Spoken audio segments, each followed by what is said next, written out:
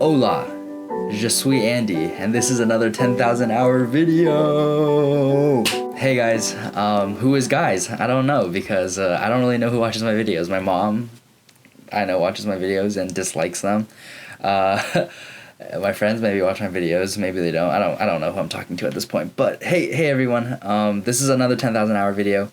I was starting to fall behind and I started slacking and I almost got to the point where I was like, I'm not gonna make another 10,000 hour video again. But this is the summer of dedication, so I'm gonna get this video done. And just kind of summarize what I've been doing for the last time span since the last 10,000 hour video.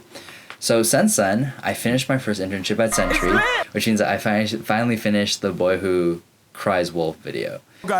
Ultimately, when it really came down to it, I made a couple last minute changes to the plot, and just kind of the way that I cut to the plot. But I'm really happy with the way that the video came out. I wish I could have redone the costumes a little better because that kind of was a deciding factor in whether we were going to make this a professional cut or just kind of to post kind of casually on social media. We chose the latter because the costume was just a little bit too raggedy for my boss, which I totally understand, right? You can't be posting videos where the costume is literally made out of a cardboard box that you find in the basement of the office that you work at. But yeah, that whole process was really fun. And last time I was kind of just shooting and I wasn't really editing. And I have to say that the editing was a monster in and of itself.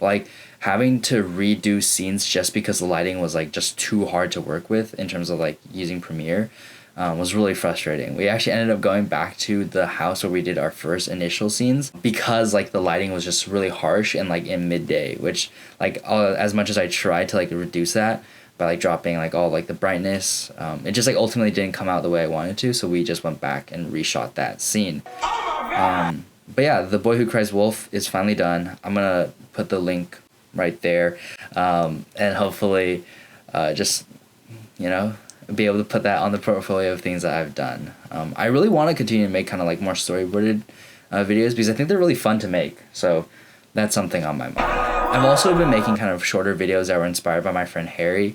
Harry has an account called Happy Hippo where he just posts 1 or 2 minute videos of him just doing small things in life, playing basketball or making eggs. So those are his first and last video that he's made. And they're really fun to watch because they're short, so you don't have to spend an hour or 7 minutes worrying about someone else's life. But then they're also kind of detailed, so you kind of get to see the kind of finer details of every video and every action that he does. So it's always fun because I think the eyes enjoy looking at short things with a lot of fine detail. That's what she said. I started doing those things because I realized that one of my biggest flaws in terms of making these type of videos is that I hate editing. I hate spending hate is a strong word. I get discouraged by editing sometimes. When I was editing The Boy Who Cries Wolf, I remember I got up at 9 and I was lying back in bed at 10 because I was just I don't really want to do this anymore. But once you get into the groove of things, it's actually really enjoyable. But that initial start is really, really tiring because you're kind of looking through hours and hours of footage and being which one is the one, right?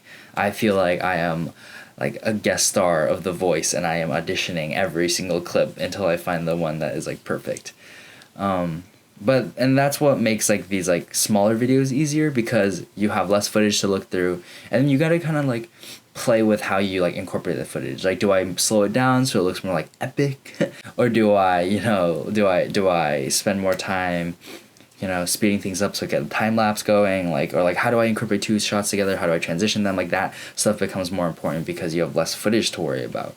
And so I made a couple of videos. The first one was a video called San Francisco Picnic, which I basically did with my friend Jordan and Rachel, who are dating, and then my girlfriend Hadley. And then I also made another video called Je suis artiste, which is I am artist, and kind of stupid, but yeah, just a video of my girlfriend and I painting on a really nice night, and just being able to once again play with the details of that moment was really fun and a lot easier to make. Speaking of things that are not easy to make though, I'm currently working on a spring break video. The spring break video was supposed to be made in March, but never happened because I got back to school and I got tired and bored and lazy and it's too much footage to look through, which kind of inspired all this short movie making stuff. It's just kind of all procrastination for this one video. So that's coming out soon. I'm gonna leave it at that. This was a really boring video. I'm probably gonna edit it like crazy so that people watch it. I don't really know. Peace.